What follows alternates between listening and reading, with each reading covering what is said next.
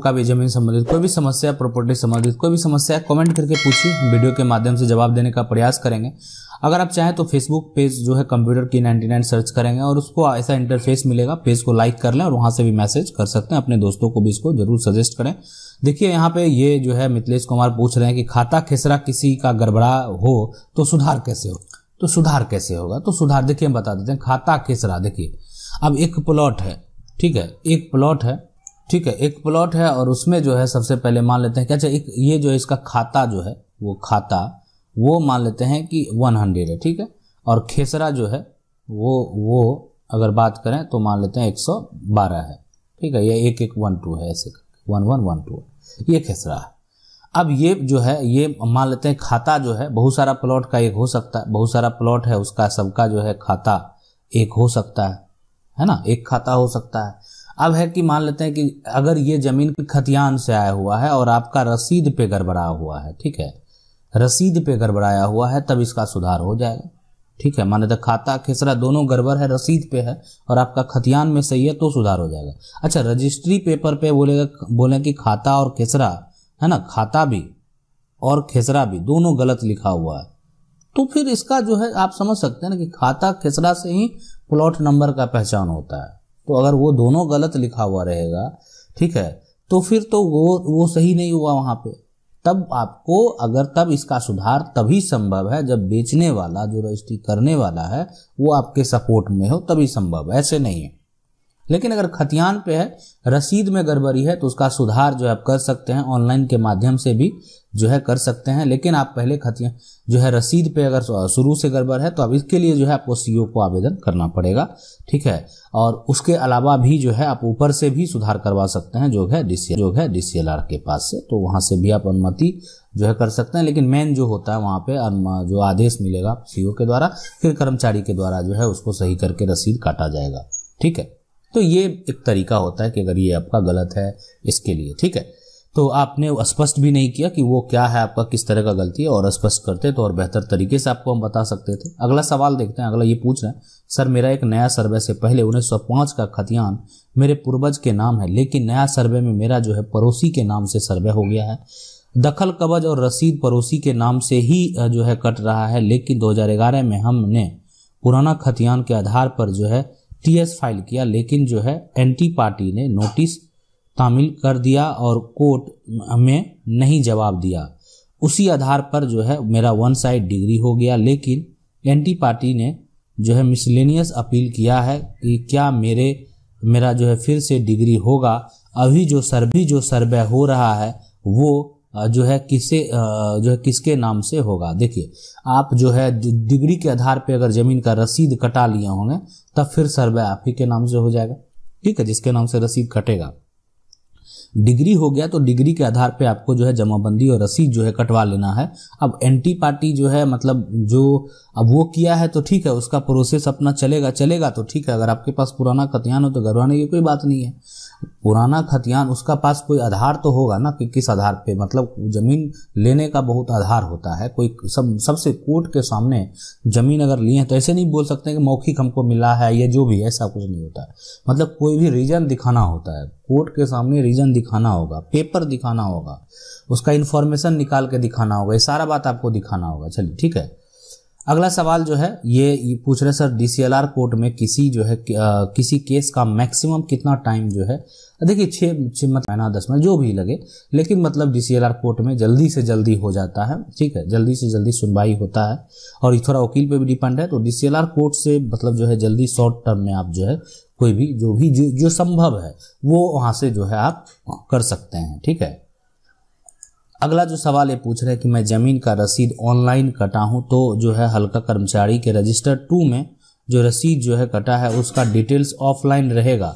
नहीं, देखिए कर्मचारी के पास ऑनलाइन भी रजिस्टर होता है, ठीक है, और उसमें सारा जो भी ऑनलाइन रसीद कटता है वो भी सारा मेंशन होता है। आगे चल के समझ लीजिए कि ऑफलाइन ऑनलाइन का रजिस्टर भी बंद हो जाएगा, मतलब सिर्फ जो ऑनलाइन पोर्टल कट रहा है वही वैलिड होगा। जैसे आप बैंक में पैसा डालते हैं तो कोई अब कागज स्लिप पे कहीं नहीं लिखाता है, तो वो इतना स्ट्रांग है कि कोई तरह का दिक्कत नहीं होगा, कोई तरह का समस्या आपको नहीं होगा, ठीक है। तो इसलिए वो जो है ऑनलाइन अगर आप काट रहे हैं तो कोई तरह का दिक्कत नहीं है, कोई तरह का समस्या नहीं है, आप आसानी से जो है उसको काट सकते हैं, यूज कर सकते हैं। ठीक है, ये पूछ रहे सर रजिस्टर 1 में मेरे नाम से नहीं है बट रजिस्टर 2 में है, रसीद कट रहा है लेकिन टैक्स पे कर रहे हैं, तो इसका जो है लैंड सर्वे पर क्या इम्पैक्ट पड़ेगा? काइंडली दो। नहीं, सर्वे में कोई देखिए, अगर आप रसीद कट रहे हैं ना, रसीद कट रहे हैं और रसीद जिसके नाम से कट रहे होंगे उसी के नाम से जमाबंदी भी होगा जमीन का, तभी रसीद कट रहा है। रसीद तभी कटता है जब जमीन का आप जमाबंदी हो। तो अगर आपका ऐसा कट रहा है तो जमीन का जमाबंदी भी होगा, और जिसके नाम से जमीन का जमाबंदी होगा उसी के नाम से जो है लैंड सर्वे होगा। ये बात आप समझ लीजिए कि जिसके नाम से जमीन का जमाबंदी होगा उसी के नाम से लैंड का सर्वे होगा। ठीक है, ये पूछ रहे परिमार्जन जो है वो द्वारा सभी डॉक्यूमेंट देना के बाद भी सुधार नहीं किया जाता है और वो रिजेक्ट कर दिया जाता है, मुझे क्या करना चाहिए? देखिए, सबसे पहले अगर ऐसा कर दिया जाता है तो इसके लिए आप DCLR के पास आवेदन कर सकते हैं, ADM के पास कर सकते हैं, ये चीज हो गया। लेकिन हो सकता है परिमार्जन गलत तरीके से किया होगा। सबसे पहले आप मेरे प्लेलिस्ट में जाइए, उसमें भूमि सुधार विभाग है और उसमें कब क्या फॉर्म भरना है। अगर गलत कोई फॉर्म आप भरेंगे वहां पे तो हो सकता है रिजेक्ट कर दिया जाएगा, उसका एक प्रोसेस है कब क्या भरना है। तो आप जाइए प्लेलिस्ट में, भूमि सुधार विभाग है, उसमें जो भी वीडियो सुधार का दिया हुआ आप उसको जाके देख सकते हैं और वहां से आप जो है समझ सकते हैं कि किस तरीके से करना होता है। ठीक है, अगला सवाल है कि ये पूछ रहे सर मेरा 3 केवाला है 1971 का, जिनका एक रसीद है, जमाबंदी नेट जो है वो चेक किसी और के नाम से दिखा रहा है, पता नहीं दाखिल खारिज करूं ही या जो है हुआ या नहीं हुआ। देखिए, यहाँ पे जो है 3 केवाला है 1971 का, जिसका एक रसीद जो है नेट चेक पे किसी और का नाम दिखा रहा है, मतलब उसी के नाम से चलता रहा, मतलब इसका आपका जमाबंदी नहीं होगा। आपका अगर जमाबंदी होता तो आपका जो जमीन है, जो रजिस्ट्री है, मतलब उसका सारा रसीद आपके नाम से कटता। ठीक है, तो इसका मतलब दाखिल खारिज नहीं हुआ, तभी तो किसी और के नाम से दिखा रहा है। हाँ, लेकिन हम आपको एक सजेशन यही करेंगे कि जो भी है आप जाके उस प्लॉट का नंबर से जो ऑफलाइन जो है, ऑफलाइन कर्मचारी के रजिस्टर निकाल के देखिए कि ऑफलाइन क्या स्थिति है, और वहाँ पे जो स्थिति होगा उस अनुसार से फिर आप जो है दाखिल खारिज के लिए फिर अप्लाई कर सकते हैं। ये पूछ रहे हैं पुराना नक्शा में जमीन ज़्यादा है जो है और नया नक्शा में जो है यहाँ पे कम है, तो जमीन 1933 का है तो रसीद भी कम कट रहा है। ठीक है, अगर नक्शा में कम है तो हो सकता है खतियान में भी, तो इसका मतलब कम हो गया। ठीक है, तब तो रसीद कम कट रहा है, तो खतियान में जमीन अगर रहेगा तो खतियान में जितना रकबा है उसके हिसाब से जो है रसीद कटता है। तो इसलिए तो इसके लिए जो है ना, जो आपका पुराना खतियान है उसमें जो नक्शा है और नया खतियान जो नक्शा है, तो उसमें दोनों में रकबा जरूर सेम होना चाहिए, तब आपका जो है सुधार आप भू मानचित्र से जो है करवा सकते हैं और वहाँ पे जो है आवेदन करके जो है उसका सुधार करवा सकते हैं, तभी संभव है। लेकिन अगर मान लेते हैं आपका रसीद भी कम कट रहा है तो मतलब फिर उसका कोई रीजन नहीं बनता। ठीक है, कि मतलब ठीक है प्लॉट में रकबा कम है, आपका खतियान में तो रकबा वो होना चाहिए जो कि आपका है, जो कि कट गया है।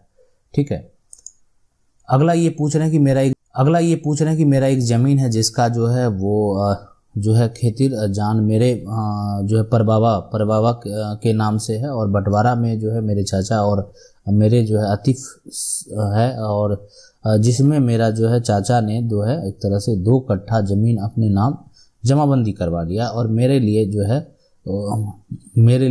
बचा ये जो है खाता है, लेकिन हिसाब बराबर